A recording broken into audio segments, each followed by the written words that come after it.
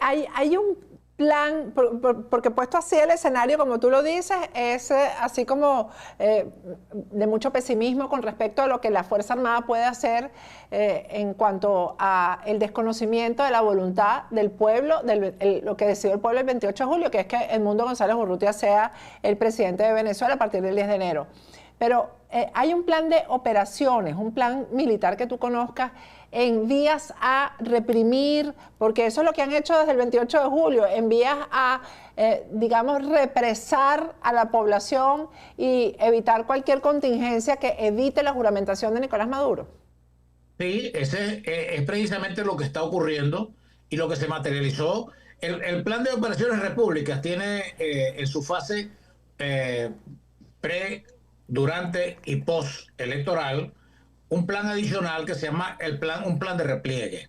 Ese plan de repliegue en mis tiempos se llamaba plan de operaciones Flecha, y ese plan de operaciones Flecha era un plan en el cual las tropas que estaban en los centros electorales se replegaban hasta un punto ya convenido, y entonces empezaban desde allí a operar, ¿verdad? A ejecutar el plan para controlar el orden público y que ese orden público no escalara a orden interno. Ojo, cuando el orden público escala, voy a explicar rapidito lo que ocurrió por lo menos el 27 de febrero de 1989.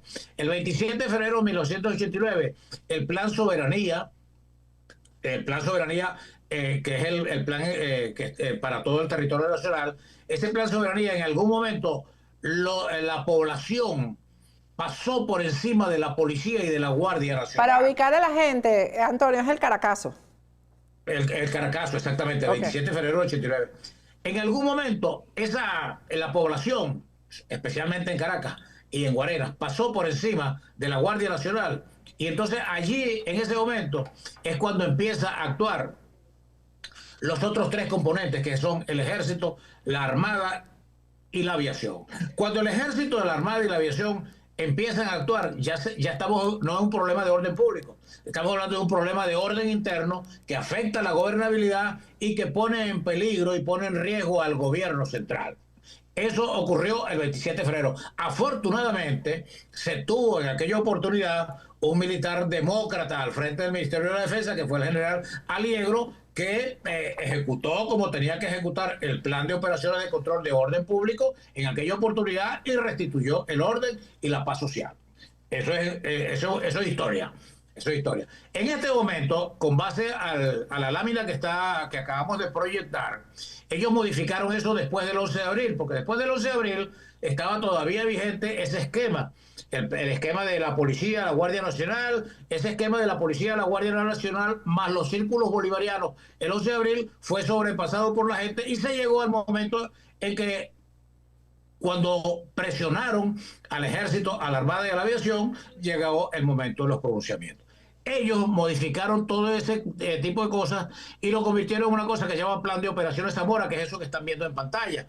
Esa primera línea defensiva, que es la que empezaron a desplegar, que la gente lo toma a chiste cuando ve a los milicianos en la calle, pero ahí con los milicianos están las policías del SEBIN, del DGCIN, del 6CPC, los paramilitares, la Policía Nacional, la milicia propiamente dicha, la Guardia del Pueblo, los cuerpos combatientes, que es lo que estamos hablando ahorita, los colectivos paramilitares.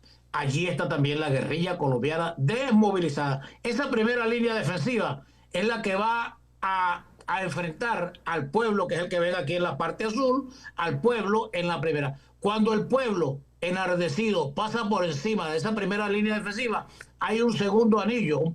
Es el primer anillo que lo controla el ministro de Relaciones Interiores. Este es una lámina vieja, por eso es que aparece allí Ceballos y Chazo. Pero esa primer anillo defensivo, quien lo controla es el ministro de Relaciones Interiores en este momento, el capitán Diosdado Cabello Rondón. Eso es lo que llaman el primer anillo. Si ese primer anillo es sobrepasado, se llega a un segundo anillo en donde, por eso es que está la luz roja, amarilla en el semáforo, que le corresponde a la Guardia Nacional. A la Guardia Nacional. Cuando ese segundo anillo, el pueblo pasa por encima del primer anillo, del segundo anillo y llega al tercer anillo, Ese tercer anillo es responsabilidad del ministro Padrino López. Ese es el momento, Patricia, del semáforo en la luz roja, y es el momento en que históricamente el ministro le dirá al presidente de la República: vámonos, Nicolás, que pescuezo nos retoña.